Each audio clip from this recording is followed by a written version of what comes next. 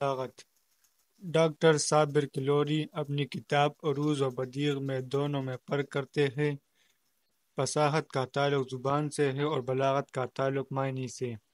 ادب میں بعض اوقات اصطلاحات کا استعمال بطور مرکب ہوتا ہے، جیسے کہ داخلیت اور خارجیت، رومانیت اور کلاسک۔ فصاحت اور بلاغت دو الگ الگ اصطلاحیں ہیں، مگر ان کا استعمال شعر و ادب میں یکجا ہوتا ہے۔ فصاحت دراصل عربی زبان میں خوش بیانی اور خوش کلامی کے مفہوم میں استعمال ہوتا ہے۔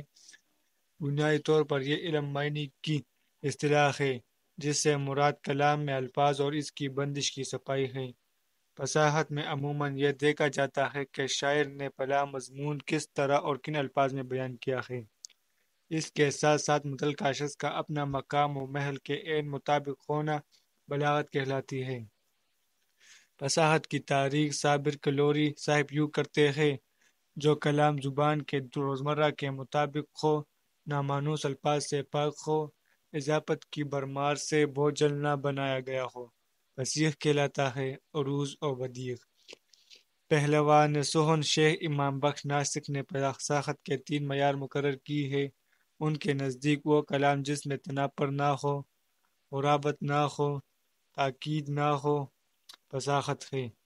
ذیل کے اشعار میں فصاحت کی خوبی موجود ہے: وہ آئے گھر میں ہمارے خدا کی قدرت ہے، کبھی ہم ان کو کبھی اپنے گھر کو دیکھتے ہیں۔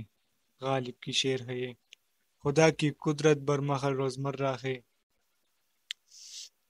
ہم ہے مشتاق اور وہ ہے بیزار، یا الہی یہ ماجرا کیا ہے۔ غالب کا شعر ہے یہ بھی۔ دوسرا مصرع روزمرہ کی مٹاس سے بھرپور ہے، کیونکہ اہل زبان ٹھیک اس طرح بولا کرتے ہیں۔ عدم حلوظ کے بندوں میں ایک خامی ہے، ستم ضریب بڑے جلد باز ہوتے ہیں۔ عبد المجید عدم اور ان اشعار کے برعکس مندرجہ ذیل اشعار میں ڈاکٹر صابر کلوری کے نزدیک فصاحت کی خوبی نہیں ہے۔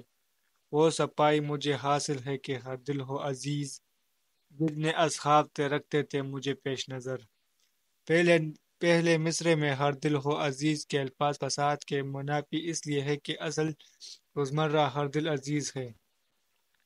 آج جس علم و ہنر سے ہے چراغ بزم قوم، ہم نے بنیاد اس کی دی تھی بیشتر دنیا میں ڈال۔ اس شعر میں لفظوں کی بندش اور نشست درست نہیں۔ دوسرا مصرع پڑھتے وقت زبان لڑکھڑاتی ہے، اس وجہ سے خلاف بصاحت ہے۔ جس کلام میں فصاحت نہ ہو وہ بلاغت سے بھی عاجز تصور ہوگا، گویا بلاغت کے لیے فصاحت کا شرط اولین ہے۔ بلاغت کا مفہوم یہ ہے کہ شاعر اپنی بات کے ابلاغ میں کامیاب ہوا ہے یا نہیں۔ مذکورہ بات یا مضمون اگر روزمرہ ماحولات کے عین مطابق پیش نہ کیا جائے تو ابلاغ کی سعی نامکمل رہ جاتی ہے۔ لہٰذا یہ کہا جا سکتا ہے کہ فصیح کلام اگر متقاضی حال کے موافق بھی ہو تو اسے کلام بلیغ کہا جائے گا۔ نیز شعر کی اس صفت کا بلاغت کہا جاتا ہے۔ متقاضی حال کا مفہوم یہ ہے کہ اگر شاعر میں جو مناظر، جذبہ، واقعہ یا کردار پیش کرے الفاظ بھی مقام و مرتبے کے عین مطابق ہو۔ عاشق اور معشوق ہمیشہ تم اور تو کے صیغے میں بات کرتے ہیں۔ اب اگر شاعر میں ان الفاظ کی بجائے آپ کی تکرار ہو تو یہ بلاغت کی خوبی سے خالی تصور ہوگا۔ ایک بچے کو افلاطون کی طرح بولتا ہوا دکھانا اور بوڑھے کو بچے کی روپ میں پیش کرنا، ایک پڑھے لکھے کو جاہل بنا کر پیش کرنا اور ایک جاہل اور ان پڑھ کو انگریزی بولتے دکھانا خلاف قیاس ہے۔ خلاف قیاس منظر، واقعہ یا کردار ہی بلاغت کے سے خالی ہے۔ مثال کے لیے ذیل کے اشعار دیکھنے سے تعلق رکھتے ہیں: جب سنا داغ کوئی دم میں فنا ہوتا ہے، اس ستمگر نے اشارے سے کہا ہونے دو۔ اردو کے شعری روایات سے آگاہی رکھنے والے احباب اس شعر سے اخذ اٹھا سکتے ہیں: دم رخصت وہ چپ رہے عابد، آگ میں پھیلتا گیا کاجل۔ عابد الیبد کا یہ شعر ہے۔ بچھڑنے کا کرب کو آنکھوں میں لگے کاجل کے پھیلنے سے ظاہر کرنا بلاغت کا نقطہ عروج ہے۔